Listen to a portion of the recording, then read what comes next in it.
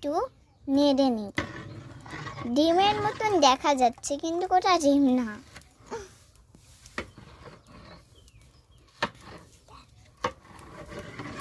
দেখেন গাইস, আমাদের বাড়ি দেখেই আপনারা চিনতে পারবেন।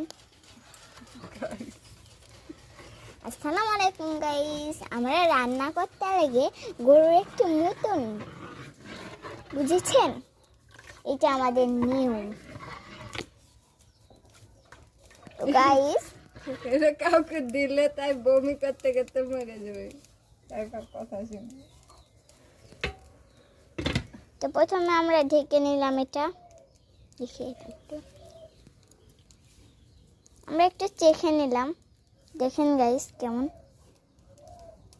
এটা আমরা এখন খাবো। তো সেই গাইস সেই, আর একটু মিষ্টি মিশাতে হবে। আর একটু মিষ্টি মিশালেই হয়ে যাবে। তো আবার দিকে মুখটা ঘুরে আছে, তো আমি পিছনে নিব মুখটা, মানে